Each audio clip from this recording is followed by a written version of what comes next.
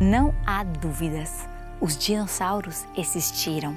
Estes fascinantes animais viveram por um período de tempo na Terra, tão numerosos e tão dispersos que os paleontólogos têm encontrado evidências da sua existência em sedimentos em todos os continentes, inclusive na Antártida. O estudo dos ossos, ovos e pegadas dos dinossauros nos revela informação sobre o tamanho deles, a fisiologia, o comportamento social e o habitat. No capítulo de hoje, te convidamos a conhecer mais sobre o que a ciência tem descoberto sobre estes antigos habitantes do nosso planeta.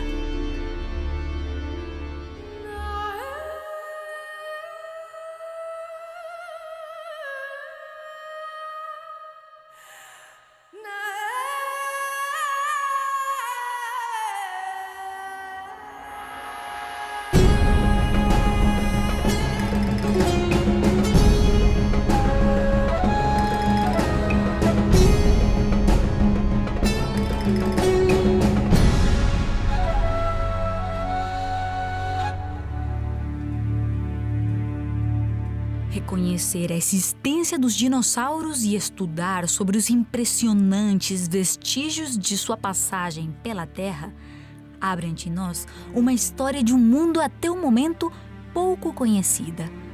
Um tempo oculto no passado em que nosso planeta transbordava de diversas formas de vida, ainda mais do que podemos ver no presente.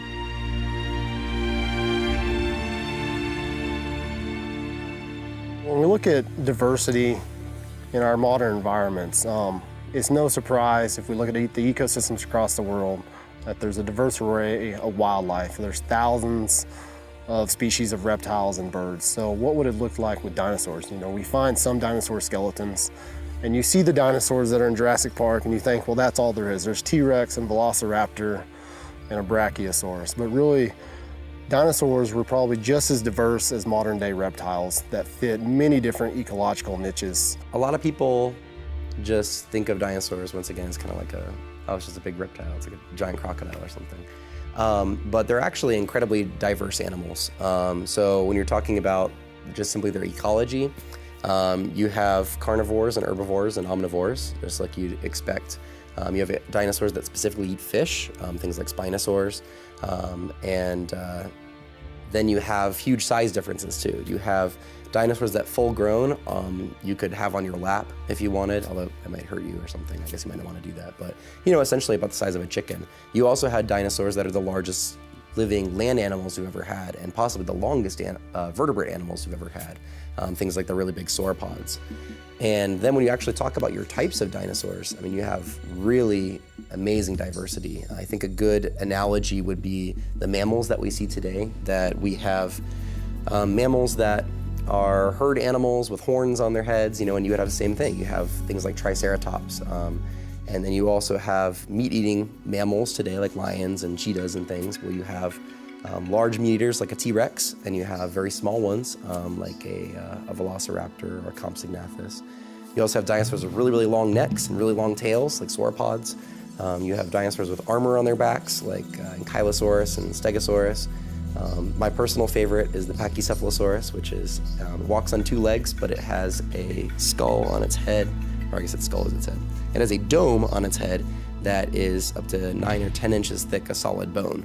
So it's just like a big dome that presumably would have been used to kind of butt into each other, like a bighorn sheep or something. Dinosaurs could be as small, theropods could be as small as a Microraptor, which would not be much larger than a modern day turkey, or they could be as large as a T-Rex, or even possibly larger, you know, upwards of 13 to 15 meters in length and about 33,000 pounds. So I think there are probably more dinosaurs to be discovered. It's very hard to find preserved theropod bones because they are hollow and they are fragile.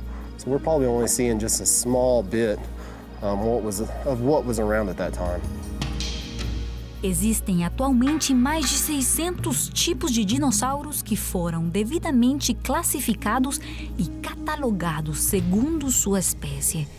Embora o debate continue sobre se esses números são realmente legítimos ou se foram superestimados, o consenso é claro. de que ainda resta muito por conhecer. Porém, uma advertência precisa ser feita. Ao contrário do que muitos chegam a pensar, nem todas as estranhas criaturas extintas e enterradas nas camadas do Mesozoico são dinossauros. When you find dinosaurs, they're usually in Mesozoic rocks, so Triassic, Jurassic, and Cretaceous rocks. And we find other reptiles in those same layers. So one of the groups would be pterosaurs, which are pterodactyls. They're flying reptiles. I don't know if you can see the wall, but they're right there. And these are similar to dinosaurs in some ways, but they're their own distinct group of animals. Just like you might say that bats are separate animals from, mice or shrews or something. And we also find marine reptiles that are pretty far removed from dinosaurs in terms of their anatomy. And those would be things like mosasaurs and the long-necked plesiosaurs. There's also animals that look like dolphins called ichthyosaurs. And of course there's crocodiles and turtles and things like that we find there too, but they're all very distinct and different than dinosaurs. There are other things that we call dinosaurs that aren't dinosaurs. Ichthyosaurs are not dinosaurs. Pterosaurs, the flying bat-like guys, they're not dinosaurs either. Dinosaurs have a relatively restricted definition of what bone shapes they have where, that determines whether it's truly a dinosaur or not. Existem mais de 20 características que distinguem os dinossauros dos demais seres com que coexistiram e foram enterrados juntos. Inclusive aqueles répteis que, mesmo que apareçam no registro fóssil, ainda podemos observá-los vivos no presente. When we find a fossil skeleton, how do we know if it's a dinosaur? Well, it turns out that there are certain characteristics that are unique to dinosaurs. And so one of the things we look at, first of all, is this a reptile or is this a mammal? One of the ways we can tell that has to do with the construction of the lower jaw and the way that attaches to the skull. It turns out that mammals have a lower jaw that's just one bone. We call it the mandible, and the teeth are found in the mandible. Well, for a dinosaur, the lower jaw consists of several different bones, and the bone that actually articulates with the skull is not the bone that has the teeth in it. We call the bone that has the teeth in it the dentary. But there are several other bones that actually articulate with the dentary and then that articulate with the skull. If we go back to the Nano-Tyrannus and we look, there are actually 4 bones that make up the lower jaw. Now it's hard to see from where you are. There's a suture right here where 2 bones were fused together, right through here. So there are actually 3 or 4 bones that make up the jaw of a reptile. The articular bone matches up with the quadrate bone in the reptile. And there are several other bones between that. And then the dentary is just this part of the bone that holds the teeth. So that makes it a reptile. That's one aspect of it. One of the components of the skull has to do with the cheekbone. Now, in dinosaurs, there are 2 cheekbones, the jugal and the quadratojugal. And it turns out that they come together kind of in the shape of a notch. Instead of just a flat surface, a suture line, which is the way many bones articulate, instead it's a notch, and that probably actually makes the jaw a little bit stronger. So where the quadratojugal and the jugal articulate, it's a notch shaped. If you look right here, you can see that part of this bone goes into this one. So there's a notch there that this bone fits into. Only dinosaurs have that. And so we know that that's another character of the dinosaurs. Ao observar com atenção os detalhes da sua assombrosa anatomia, parece impossível aceitar que estas criaturas possam ser o resultado do acaso. A inumerável quantidade de evidências e a complexidade da sua fisionomia, mais uma vez nos fascina com a pergunta: o que realmente é um dinossauro? Dinosaurs have one unique characteristic that separates them from all other kinds of animals, and that has to do with the arrangement of bones in the hip. So here we have the hip of this dinosaur. This is the ilium, and this is the pubis, and this is the ischium. Those three bones together make up the hip joint. And the femur, which is the leg bone, the femur fits into a pocket in those three bones. The thing that makes a dinosaur different from, say, you or I, is that in our hips, the opening in the hip bones, called the acetabulum, is closed off, and it makes a ball socket. So our femur has a ball on it, and it fits into that hole in the hip. But in the dinosaur, there is a path straight through the acetabulum right here. So it has what we call an open acetabulum.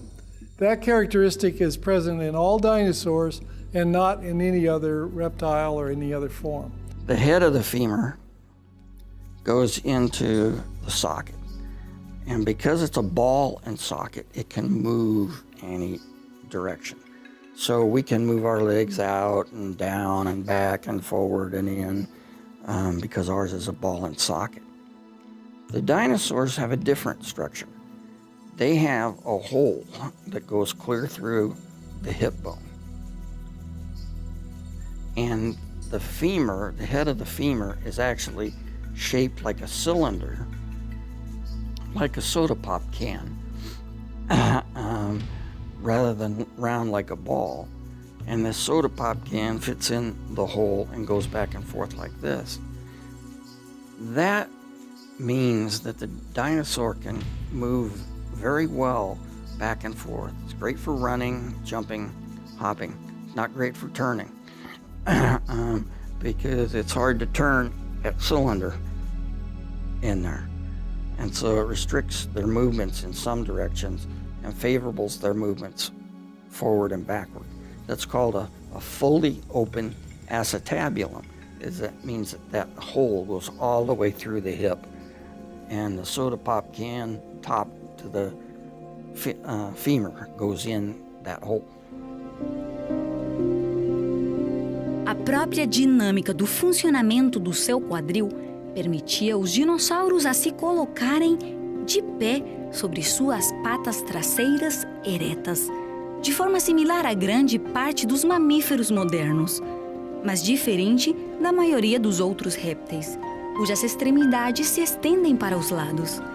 Talvez seja por essa mesma razão que nos braços e pernas dos dinossauros também podemos encontrar várias características diferenciais. This is a baby of a duck-billed dinosaur,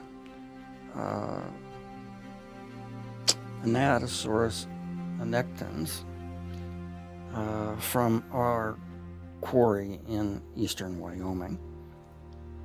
One of the characters that is unique to dinosaurs is this ridge. Can you all see this light brown ridge here? That's called the deltopectoral crest. Yeah, that's in the quiz tomorrow. This makes for a very long attachment for the muscle going to the forearm. To the humerus. This is the humerus. So they have very long pulling muscles, very strong arms. And it's also a character unique to dinosaurs. Another characteristic has to do with something called the fourth trochanter. When we're looking at a human femur, we see that we have the head of the femur, and then we have the greater and the lesser trochanter. But then it turns out that archosaurs have a fourth trochanter, and this is a place where the very powerful leg muscles attach. Well, dinosaurs have a very special shape to the fourth trochanter. So that's another defining characteristic of a dinosaur. Os fortes e complexos músculos e ossos de alguns dinossauros parecem estar estrategicamente projetados para permitir a estas criaturas um excelente desempenho.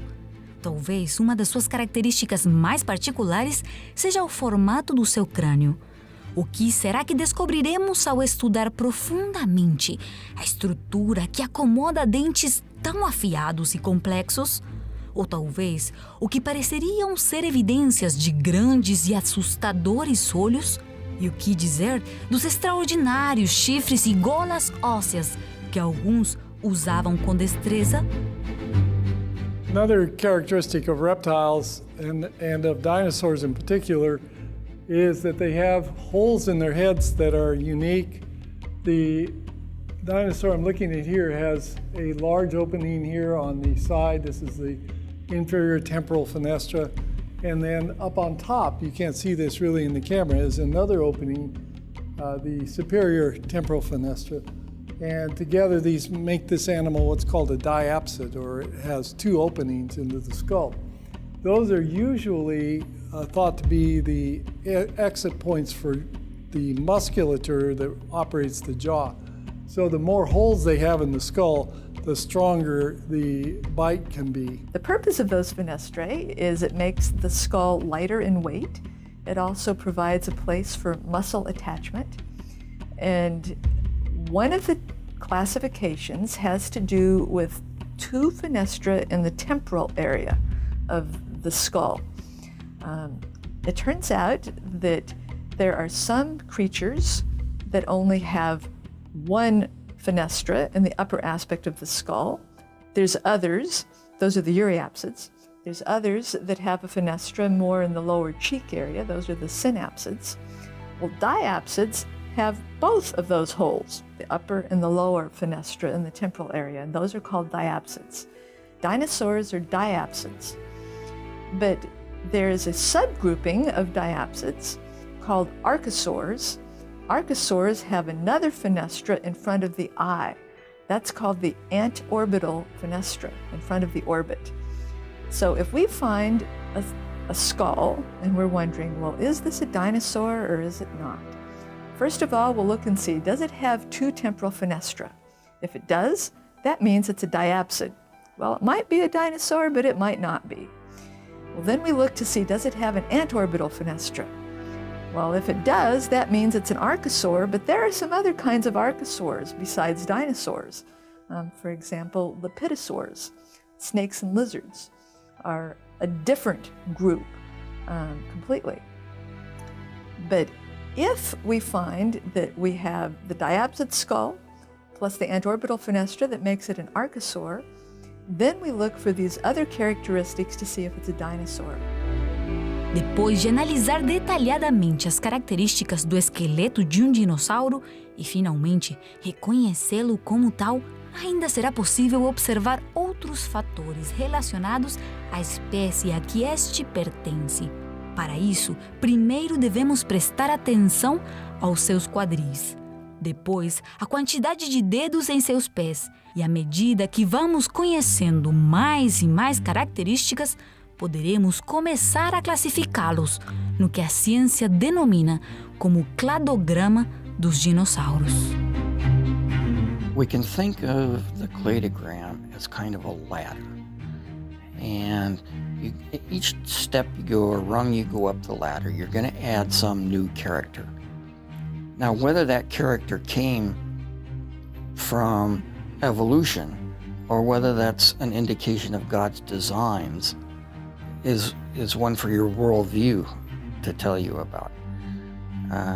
But we use that to order the complexity of life, so that this was actually invented by or used by Aristotle 300 years BC. It's been called the staircase of life or whatever, and always you'll see man at the top of the ladder as being the most complex. We can do the same thing with just the dinosaur part of that ladder. And on that ladder we'll have 2 rungs. One rung is the Saurischians, and the other rung is the Ornithischians, based on the hip structure. We have 2 main groups of dinosaurs. We call them Ornithischia and Saurischia. And so Saurischia means lizard hip, Ornithischia means bird hip. So it's just based on the shape of their hip bones. One's more similar to lizards, one is more similar to birds in terms of their shape. So in our lizard-hipped group, Saurischia, you have 2 main groups, theropods and sauropodomorphs. So theropods are your big meat-eating dinosaurs, and small ones too. But there's also some theropods that we think ate plants. Some things like therizinosaurs, which are these weird dinosaurs with super long claws on their hands, and they kind of look like a big ground sloth or something. In the sauropodomorph group, that's all our long-necked and long-tailed dinosaurs are all there. In the Ornithischia, which are the bird hips, we have kind of 3 main groups. You have ornithopods, which are your, you can kind of think of them like the cows and the gazelle of dinosaurs. Like they're, usually they walk on 2 legs, some might have walked on 4, and they're plant eaters. Most of them have a lot of teeth in the back of their mouths for chewing, and that's where you get things like your duck-billed dinosaurs, which even though they have a big duck-looking bill in the front, they actually have the most teeth out of any dinosaur in the back. Their other 2 groups, you have what we call marginocephalians, which just means margin heads, like shelf heads, because that includes the ceratopsians, like Triceratops, that have a big frill coming out of the back of their head, as well as the Pachycephalosaurus, which has just kind of a bunch of bumps and a shelf in the back of the head. And then your Thyreophorans, that's the last group. That means shield bearers. That's because they have armor on their backs. So that'll be your stegosaurs and your ankylosaurs. O importante aqui é nós mencionarmos que esses dinossauros, praticamente todos eles eram herbívoros. Às vezes, pelo próprio conceito que o cinema passou a respeito dos dinossauros, nós imaginamos que eles eram muito carnívoros, que eles eram violentos, que eles eram muito grandes, mas os dinossauros ornitísticos, praticamente todos eles eram herbívoros. No grupo dos dinossauros, os saurísticos, nós temos 2 subgrupos, os terópodes e os saurópodes e os prossaurópodes. Os terópodes, sim, são dinossauros carnívoros, do tipo do Tiranossauro Rex, eram mais violentos, carniceiros, mas os saurópodes, que são os grandes dinossauros, boa parte deles eram também herbívoros. Portanto, nós vamos pegar num contexto como um todo, a literatura chega a mencionar que nós possamos ter, para cada dinossauro carnívoro, eu tenha 8 ou 9 herbívoros. Portanto, se nós formos olhar todo o conjunto, eles eram muito mais animais herbívoros do que animais carnívoros.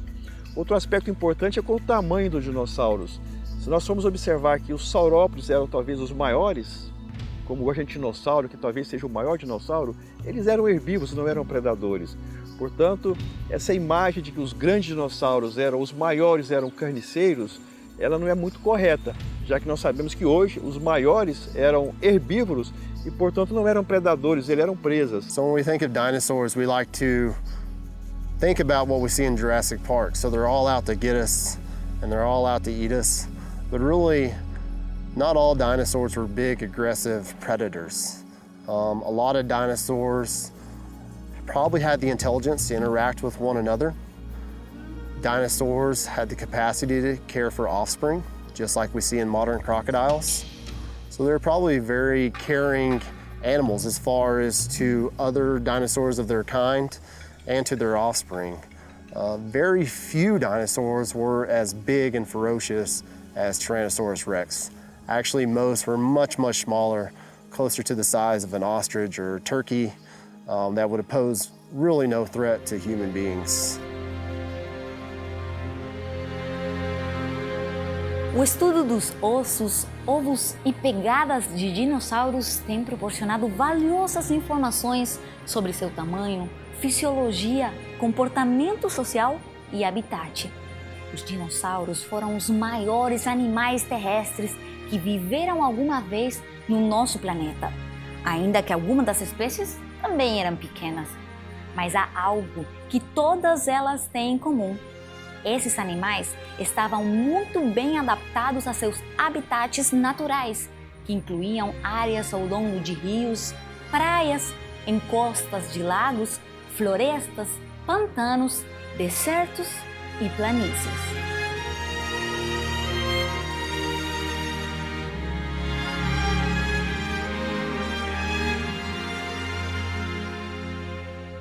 You see that there were so many different kinds of dinosaurs, all living in the Mesozoic part of the world and not living today. It means that the Mesozoic megabiome, or whatever you want to call it, doesn't exist today.